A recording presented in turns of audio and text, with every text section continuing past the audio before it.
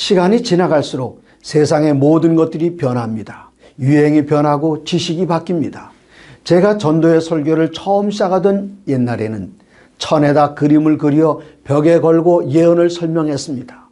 다음에는 환등기를 사용하여 사진을 보여주었습니다. 환등기를 사용하려면 불을 끄고 설교를 해야 했습니다. 그 다음에는 오버헤드 프로젝터를 사용했습니다. 설교를 하면서 오버헤드 프로젝터 위에 있는 필름에 글을 쓰며 설명하기도 하는 획기적인 방법이었습니다. 그러나 지금은 파워포인트를 사용합니다. 환등기를 사용하려면 사진을 찍어 인화를 하고 마운트에 끼워야 했지만 파워포인트는 디지털 카메라로 찍어서 편집만 하면 됩니다. 세상은 날로 변해도 변하지 않는 것이 있습니다. 이사야 40장 8절입니다. 풀은 마르고 꽃은 시드나 우리 하나님의 말씀은 영원히 서리라. 하나님의 말씀은 쇠하지도 않고 변하지도 않고 사라지지도 않습니다. 어렸을 때 어머니께서 집에서 빵을 만드시려면 아들에게 막걸리를 사오라고 하셨습니다. 밀가루로 반죽을 하실 때 막걸리를 조금 붓고 따뜻한 아랫목에 이불로 덮고 묻어두면 이튿날 아침 빵 반죽 그릇이 가득해집니다. 빵 반죽을 빵 만드는데 다 사용하지 않고 한 줌을 떼어 놓아 두었습니다. 다음에 빵을 만드실 때 막걸리를 사오지 않아도 됐습니다. 먼저 반죽에서 떼어 놓은 한 줌을 밀가루 반죽에 넣고 다시 반죽하여 따뜻한 곳에 놓아두면 다시 부풀어 올라 그릇이 가득해집니다. 예수님께서 마태복음 13장 33절에 말씀하셨습니다. 또 비유로 말씀하시되 천국은 마치 여자가 가루 서말 속에 갖다 넣어 전부 부풀게 하는 누룩과 같으니라. 2000년 전 베들레헴에서 시작된 복음은 누룩처럼 부풀어 올라 온 세상에 전파되었습니다. 그러나 아직도 복음이 전해져야 할 것이 남아 있습니다. 누룩의 한 부분이 되어 천국의 영역을 확장시키는 일에 앞장서시기 바랍니다. 어떤 부인이 고속버스를 타고 가다가 깜빡 잠이 들었습니다. 시계를 보니 목적지에 도착해야 할 시간이 지났는데 버스는 여전히 달리고 있었습니다. 옆 사람에게 아직 광주에 도착하지 않느냐 물으니 아직 멀었다고 합니다. 경기도 광주로 가는 버스를 타야 하는데 광주 광역시로 가는 버스를 잘못 탔던 것입니다. 마태복음 7장 22절 23절입니다. 그날에 많은 사람이 나더러 이르되 주여 주여 우리가 주의 이름으로 선자 노릇하며 주의 이름으로 귀신을 쫓아내며 주의 이름으로 많은 권능을 행하지 아니하였나이까 하리니 그때에 내가 그들에게 밝히 말하되 내가 너희를 도무지 알지 못하니 불법을 행하는 자들아 내게서 떠나가라 하리라. 어떤 사람들은 스스로 생각하기를 하나님의 뜻대로 살고 있다고 생각하지만 결국은 스스로 속고 있는 것입니다. 같은 실수를 범하지 않기 위해서 자신을 전적으로 하나님의 말씀에 의지해야 하겠습니다.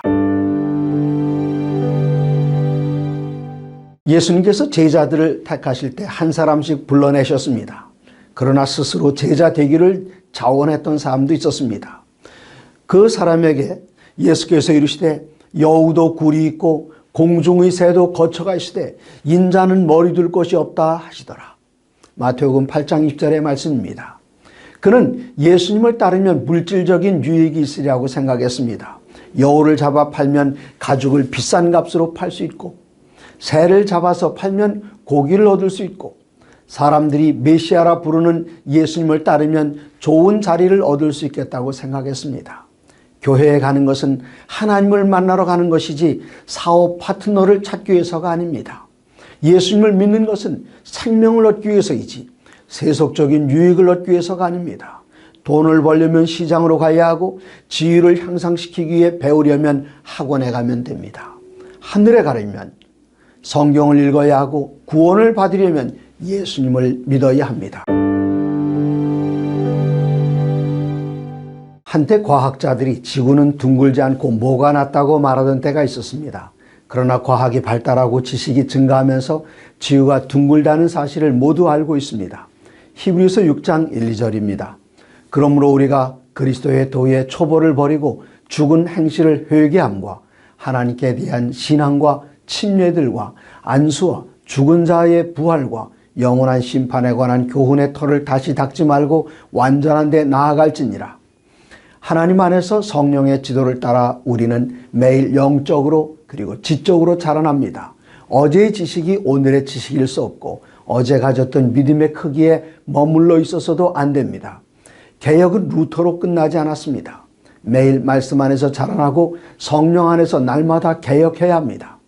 영적으로 자라는 일을 게을리해서는 안 됩니다. 영원한 복음의 권정행입니다. 그리스도를 알고 닮아가는 일에 매일 자라나시기 바랍니다. 우리 속담에 아무리 바빠도 실을 바늘 허리에 매어 쓰지 못한다는 말이 있습니다. 하나님의 일을 하도록 부르심을 받은 이들이 있습니다. 그들에게 첫 번째 우선순위는 무엇일까요? 마태복음 8장 21절 22절입니다. 제자 중에 또 한 사람이 이르되 주여 내가 먼저 가서 내 아버지를 장사하게 허락하옵소서. 예수께서 이르시되 죽은 자들이 그들의 죽은 자들을 장사하게 하고 너는 나를 따르라 하시니라.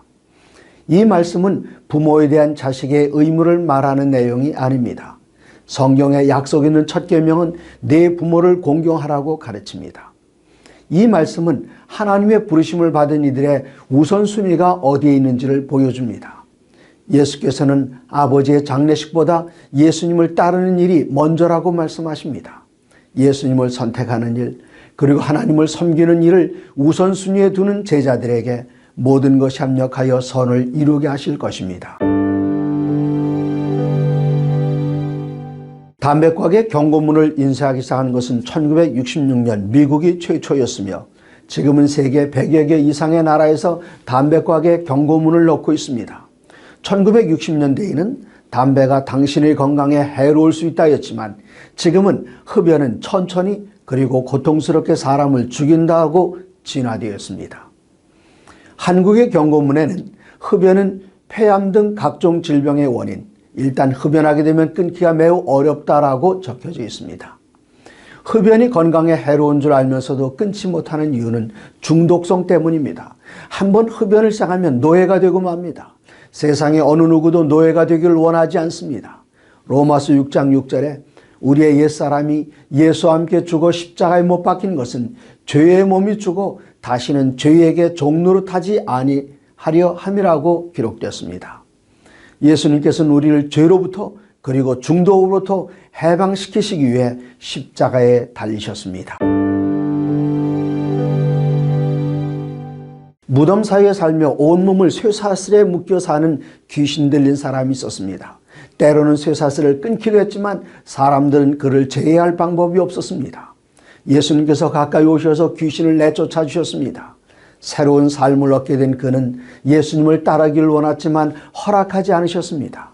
먼저 해야 할 일이 있었습니다. 마가복음 5장 19절 20절입니다. 허락하지 아니하시고 그에게 이르시되 집으로 돌아가 주께서 내게 어떻게 큰 일을 행하사 너를 불쌍히 여기신 것을 내 가족에게 알리라 하시니 그가 가서 예수께서 자기에게 어떻게 큰 일을 행하셨는지를 대가볼리에 전파하니 모든 사람이 놀랍게 여기더라. 예수님을 만난 사람이 하늘에 가기 전에 먼저 가정과 이웃에게 가서 예수님을 증거해야 합니다. 귀신 들렸던 이 사람은 대가볼리 곧 10개의 도시에 다니며 예수님을 증거했습니다. 예수님을 만난 사람이 마땅히 해야 할 일은 전도입니다. 이 세상에 그리스도인이 하나님을 위해 빛을 발할 수 없는 장소는 단 한 곳도 없습니다. 사도 바울이 빌립보서를 기록할 때 그는 로마의 음산한 감옥에 갇혀 있었습니다. 빌립보에 보내는 편지를 다음과 같이 마칩니다. 모든 성도들이 너에게 문안하되 특히 가이사의 집 사람들 중 몇이니라. 빌립보서 4장 22절입니다. 바울은 옥에 갇혀서도 하나님께 감사하며 빛을 발하며 복음을 전했습니다. 당시의 가이사 곧 시저는 기독교를 박해하는 일로 악명 높은 네로 황제였습니다. 빌립보 교회에 문안을 전하는 이들 가운데 네로의 가족들이 있었습니다.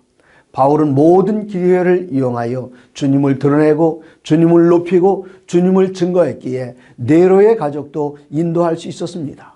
기회를 얻든지 못 얻든지 심장이 뛰고 숨 쉴 수만 있다면 존재하는 그 자체만으로도 빛을 전하는 삶을 살아야겠습니다. 내 내 병은 내가 안다며 병원에 가기를 거부하는 분들이 있습니다. 그나마 자신이 환자라는 사실을 아는 사람들은 다행이지만 남들이 보기에도 환자가 분명한데 아무 이상이 없다고 고집을 부리는 사람들을 치료할 수 있는 방법은 없습니다. 마가복음 2장 17절입니다. 예수께서 들으시고 그들에게 이르시되 건강한 자에게는 의사가 쓸데없고 병든 자에게라야 쓸데있느니라. 나는 의인을 부르러 온 것이 아니요 죄인을 부르러 왔노라 하시니라. 질병의 치료를 받지 못하면 7, 80을 못 채우고 죽을 수 있지만 더 큰 문제는 자신의 죄됨을 인정하지 않고 용서를 거절하면 영생을 잃게 됩니다. 자신이 스스로 의롭다고 생각하여 예수님께 나오지 않는 사람을 강제로 도와주시지 않습니다.